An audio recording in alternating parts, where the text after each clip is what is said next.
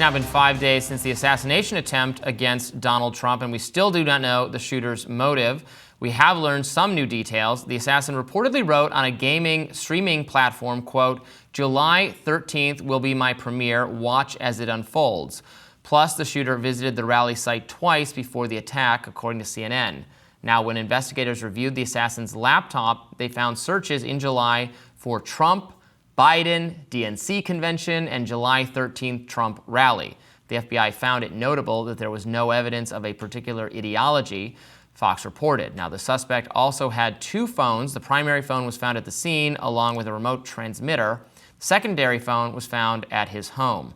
That phone had only 27 contacts, and the FBI is in the process of tracking down and interviewing those people. The Secret Service Director, Kimberly Cheadle, will testify Monday in front of the House Oversight Committee about the assassination attempt. We look forward to hearing about that.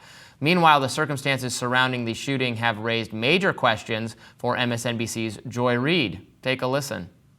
We still don't know for sure whether Donald Trump was hit by a bullet, whether he was hit by glass fragments, whether he was hit by shrapnel. We don't have those details. We actually have no details from his physician, even though this man is still a Secret Service protected, and presidential candidate. We knew almost nothing.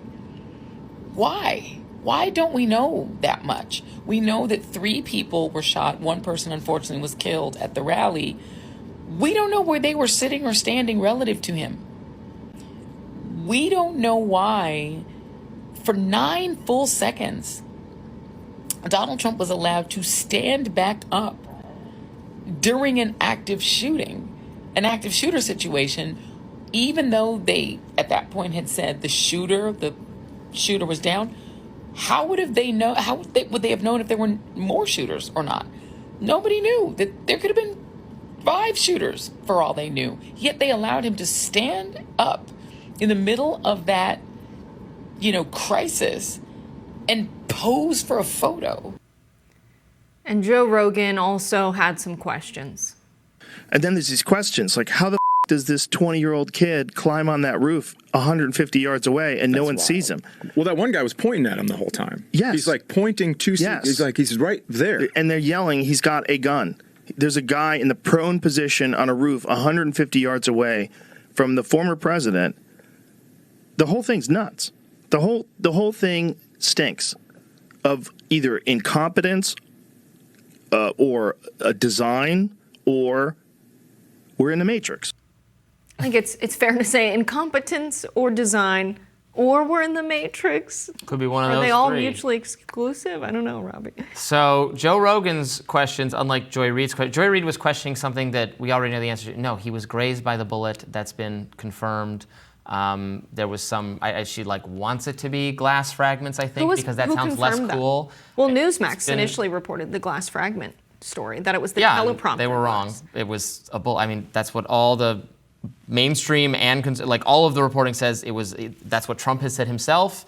And you can see the bullet passing his head. Nobody's shown any evidence of a damaged teleprompter. So it's established that it's been a bullet, unless there's some contrary reporting. I think she wants it to not be a bullet because that's the cooler thing, and she wants it not to be so cool. I think they want an official statement from the Secret Service on precisely what happened. Yeah, I want an official statement from the Secret Service on why they did not stop this thing quicker. Why they did not get Trump off the stage or put him down the second they knew. They already knew there was a guy with a gun on the roof. We interviewed someone from the Secret Service yesterday, and I appreciated a former Secret Service agent with some expertise who was trying to put us at ease, and I appreciated him being on the show, but I'm not satisfied at all. I don't think anyone is. So it'll be interesting to hear Kimberly Cheadle answer questions on Monday about the obvious security failings. They failed. Trump got shot. Someone died because they did not neutralize this threat quickly enough, even though bystanders were pointing it out and gesturing to the shooter. And the police had knowledge of the shooter being there. There's now been additional reporting that they had interacted with him earlier, and they had noticed his scope when he was trying to enter the secure perimeter, and that had not raised any red flags for the screening people. They'll stop you from bringing in for like controlled areas, security officer, they will confiscate. I mean, they'll confiscate bottles of water. You know, they will do. They have total license to say no, you can't bring that in. Think like a scope for a gun was not something they thought they needed to confiscate. They did flag him as like a suspicious person, and then took no additional action. We also learned yesterday there was reporting that his parents had reported him missing because he wasn't home at the time he said he would be home, and they actually called law enforcement. Now, I didn't see subsequent reporting that they specifically thought he was going to do something violent or dangerous, but that they were alarmed that he wasn't there. So I have a lot of questions. I don't think we're living in the Matrix. I think incompetence is the most likely answer, but that doesn't mean it's excusable that it's just incompetence. Perhaps the transmitter was supposed to be going to these people that he promised this would be his big debut. And I hate the idea that it could have been something that was planned and he wasn't working alone, and it had something to do with Iran, it had something to do with the CIA. I don't like any of those prospects, but as soon as people saw the transmitter, everyone was asking questions. It seems to me that there's a suspicious lack of evidence as to who this guy was. 27 contacts is not very many. Well, I mean, that tells you something, right? It does tell you something, right? So it's one of two things. Loner, loser, right. Which is the exact kind of person who commits these kinds. Well, but what I would say is it's a suspicious lack of use of the internet as well. The fact that we don't have a lot of information about this guy, if he doesn't have that many contacts, what was he doing all day with his time? Maybe he's not using typical internet servers and he is online. Maybe he's in the local library. There's a lot of digging you have to do. This is either someone who's highly suspicious with the amount of information we can't find about him, or as you said, this is someone who's like intensely lonely, which is also terrifying and sad. It sounds like, there's no evidence so far he was very active on social media, which suggests to me he's not very political at all. He was active on, this was Steam, this streaming gaming platform. We might find out he spends all his time playing video games or something. The fact that he Googled DNC additional, it looks like that does frankly start to paint a picture of someone who is just looking to do something attention-seeking and is not particularly ideologically motivated. That additionally speaks to why it was so rash and unwise to say that heated rhetoric was encouraging this kind of thing. Everything we're learning so far suggests unhinged, loner-type psychopath. Now, obviously, we could learn more information that complicates that picture, so we'll see. But that's the vibe I'm getting so far. So it from the him perspective, it makes, I mean, this describes many potential mass shooter type people, assassin type people often fall into this category of, loner, weirdo, bullied, etc. I do think the United States is not ideologue.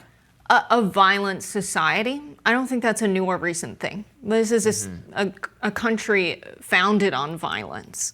And even the rhetoric... Well, every country is founded on violence. Nah, that's not true. We go abroad and take over nations we disagree with a little bit politically. Our politics are violence, always. The Politics rhetoric is violence. around... That can be argued, yes. Is there a peaceful politics? Is it philosophical? No, it's the exercise of force. The governments have a monopoly on the legitimate use of force. Governments everywhere are violent.